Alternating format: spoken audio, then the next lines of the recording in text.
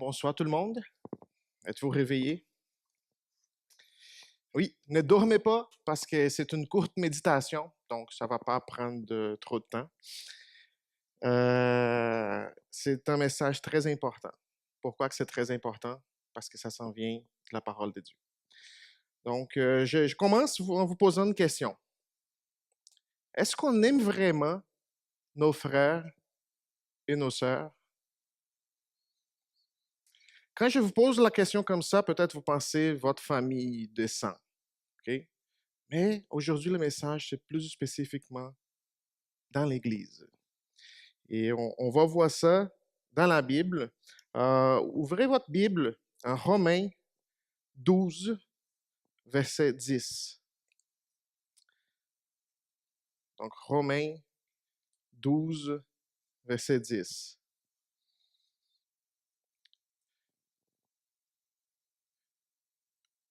On n'est pas beaucoup, mais j'aimerais qu'on puisse lire ça ensemble. Est-ce qu'on est capable? C'est juste un verset. On va essayer. On n'a pas cette habitude-là de lire ensemble. Mais on va essayer. C'est juste un verset, OK? Louis II. Bonne question. La version Louis II. Ouais, on lirait ensemble, peut-être pas toute la même chose, mais ça serait ensemble quand même. Romains 12, verset 10. Êtes-vous là?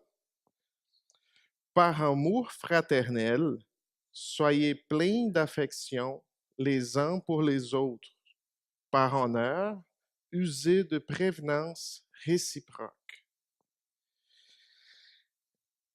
Peut-être vous ne le savez pas, peut-être vous n'avez jamais remarqué, okay? Mais le français n'est pas ma langue maternelle. Pourquoi j'ai dit cela? Parce que j'ai besoin d'aller souvent me référer en dictionnaire en français. Et des fois, même le dictionnaire ne m'aide pas beaucoup. Donc, des fois, je prends un mot et je vais essayer de traduire en anglais pour voir c'est quoi que ça dit. Après ça, j'ai dit, même comme ça, donc je vais aller voir le dictionnaire en portugais, ma langue maternelle. Donc, logiquement parlant, peut-être j'arrive à mon dictionnaire en portugais, mais je ne comprends pas non plus. Donc, je vais aller essayer de chercher de synonymes, de contraires, des choses qui pourraient m'amener la compréhension d'un mot spécifique. Et à un moment donné, je me rends compte que ça fait comme 40 minutes que je cherche et que j'ai absorbé tellement de définitions, tellement de concepts, tellement de nouveaux mots, que je suis tellement enrichi de connaissances après 40 minutes que j'ai dit, ben voyons donc. C'est comme si c'était la première fois que je vois ces mots devant moi. Des fois, on lit un texte comme celui-ci. C'est juste un verset. Et on lit trop vite. Pourquoi? Parce qu'on pense que c'est clair, c'est simple, c'est direct quand même. Et aussi, dû à notre manque de temps, ou peut-être un manque d'intérêt aussi, on ne saisit pas l'importance du message. Et on lit trop vite. Qu'est-ce qui s'arrive? La probabilité, c'est qu'on va oublier. C'est ce qu'on vient de lire. Pourquoi? Parce qu'on ne passe pas du temps pour essayer de comprendre c'est quoi que le mot ou les versets veut dire. Combien de fois que quelqu'un vous a transmis un message et finalement vous avez oublié c'est ce que la personne avait dit? Ou peut-être vous pourriez même dire que la personne n'a jamais dit telle chose à toi. Après, quand on confirme que oui, c'est vrai, la personne m'avait dit ça, c'est vrai, comment est-ce qu'on se sent? On se sent mal. Pourquoi? Parce qu'on réalise qu'on ne faisait pas attention à la personne. On réalise qu'on n'a pas donné l'importance du message que la personne nous transmettrait, mais c'est déjà passé. Regardez-moi ici maintenant. Okay? Arrêtez de penser au prix de l'essence. Pensez à moi ici. Okay? Après une situation comme ça, si ça arrive avec vous, si quelqu'un vous dit, je vais dire, Mick, j'ai un message pour toi, telle chose. Et une semaine après, je dis, Mick, puis le message, quel message? C'est ce que je t'ai dit. Ah, je ne me rappelle pas. Donc, quand Mick se rappelle, il va se sentir comment? Ah, je pense que j'ai échappé la balle avec Alex. Je vais m'efforcer pour la prochaine fois de faire plus attention.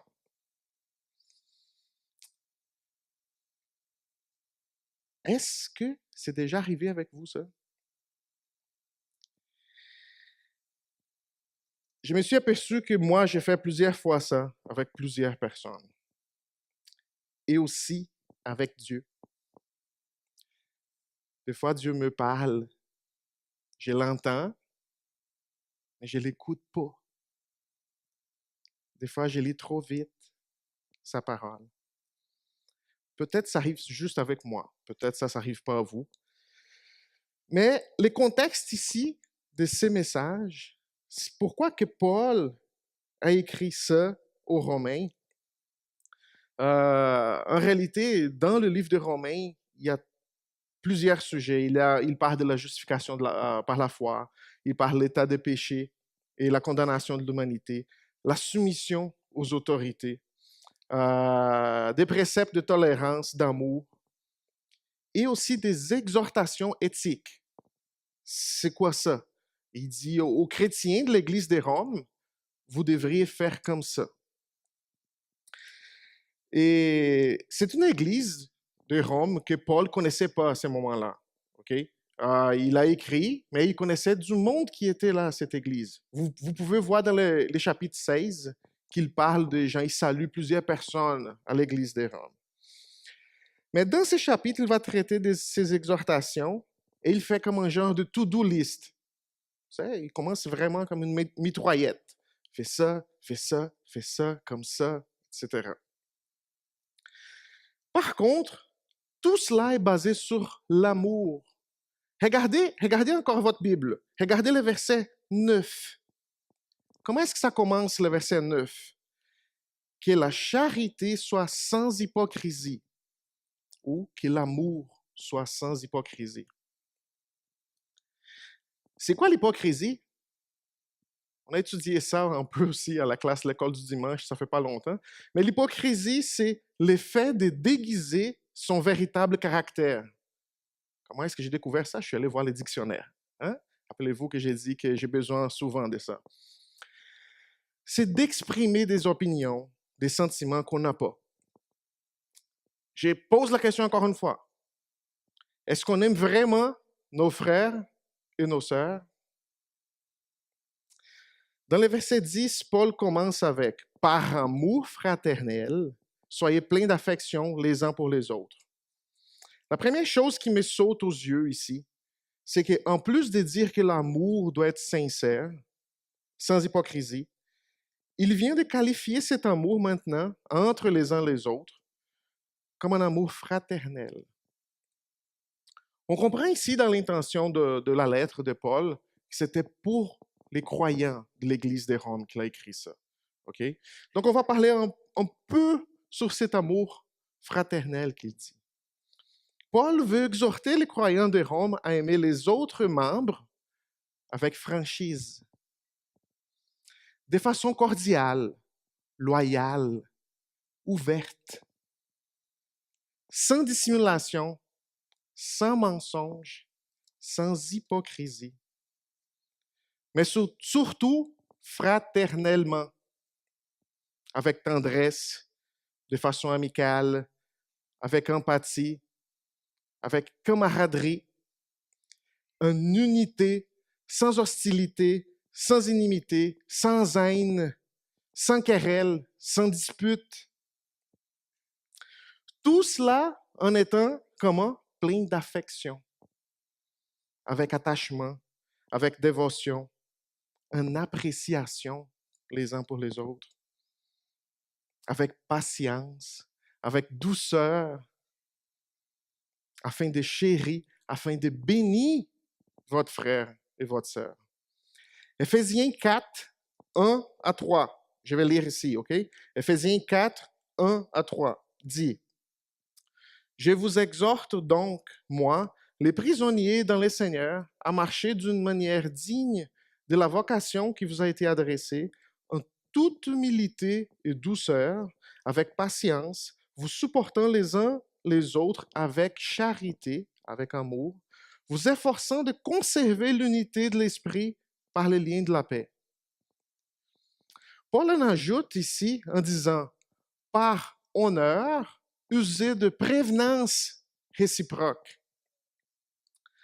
Dans la version Darby, c'est une autre version, c'est bon la question, parce que dans l'autre version, deux fois je fais ça aussi, je dis, OK, je vais voir dans une autre version parce que c'est pas clair exactement. Dans la version Darby, dit de cette façon, quant à l'honneur, étant les premiers à les rendre aux autres. Dans une autre référence, Philippiens 2:3 dit, ne faites rien par esprit de parti ou par vaine gloire, mais que l'humilité vous fasse regarder les autres comme étant au-dessus de vous-même. À ce moment-là de mon étude, j'étais vraiment curieux pourquoi que Louis II a utilisé le mot de prévenance. Moi, je n'ai jamais utilisé ce mot. Mais j'ai dit, il a dû avoir une raison pourquoi il a utilisé ce mot. Principalement parce que selon les textes, il faut user cela, user de prévenance avec les autres. Savez-vous c'est quoi? Prévenance. Affabilité, amabilité, attention, courtoisie, égard, empressement, gentillesse, délicatesse, gracieuseté, serviabilité. Ça fait du sens quand on entend serviabilité. Il faut rendre, étant les premiers à rendre aux autres. Comme j'ai dit dans mon introduction, le français n'est pas ma langue maternelle. Et j'ai été vraiment édifié par la profondeur et la richesse des choses, des mots qui peuvent signifier. Et je peux vous assurer, ça ne sert à rien de savoir tout ce mot-là et de ne pas appliquer tout cela. Et bien que je puisse me rappeler de ces mots dans le futur, l'intention d'apprendre tout cela, ce n'était pas pour garder pour moi. Ce n'était pas du tout l'intention de Paul, comme on peut voir dans les textes. Est-ce qu'il a dit d'utiliser cela en toi-même, en moi-même? Avez-vous déjà vu un arbre manger ses propres fruits? Il a été clair quand il a dit de tout utiliser les uns pour les autres. De même façon comment Paul exhortait les croyants de Rome, il nous exhorte aujourd'hui. Je vous pose la question encore une fois. Est-ce qu'on aime vraiment nos frères et nos sœurs? Une fratrie signifie un ensemble de frères et de sœurs d'une même famille. Fratrie, fraternelle. Vous voyez, c'est de la même famille. L'amour fraternel est vécu entre les frères et les sœurs. Regardez-moi encore une fois, OK? Ne dormez pas. J'arrive quasiment à la fin. Faites attention ici. On n'est pas de la même famille parce qu'on vient du même pays. Ce n'est même pas le cas ici. Au moins pour moi et ma femme. On n'est pas de la même famille parce qu'on parle français, nous ici. On n'est pas de la même famille parce qu'on est dans la même salle présentement. On n'est pas de la même famille parce que je parle et vous m'écoutez. On n'est pas de la même famille parce qu'on aime la même bouffe.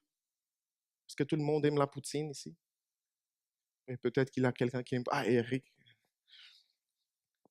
Même si tout le monde ici aimait la poutine, ce n'est pas à cause de cela on fait partie de la même famille. On n'est pas de la même famille parce qu'on aime les louanges chantées dimanche matin. Nous sommes de la même famille parce que nous sommes adoptés par les mêmes pères. D'ici quelques minutes, on ne sera plus dans cette salle et nous serons encore de la même famille. Même si on aurait pu cette bâtisse pour nous réunir, on serait encore de la même famille. Même si vous n'aimez pas la même bouffe que moi, on est de la même famille. La seule et unique raison qui nous unit comme famille, c'est Jésus-Christ, notre Seigneur, notre Sauveur, notre Père. Est-ce que vous vous sentez partie intégrante de cette famille? Peut-être que non, parce que vous n'avez pas écouté ce que Dieu nous dit de le faire. Vous avez entendu, mais pas écouté. Êtes-vous les premiers à prendre action et aller voir votre frère et votre sœur et agir conforme à ce que Paul dit? Ou vous attendez recevoir avant d'aller donner? Est-ce qu'on aime vraiment nos frères et nos sœurs? Ou on veut être simplement aimé par eux? François Turcotte, un matin, si vous n'étiez pas là, il a dit ça avant d'avoir un ami, il faut être un ami. Aimer, c'est premièrement d'aller. Priez pour que Dieu vous aide à être intentionnel, à aimer vos frères, vos sœurs.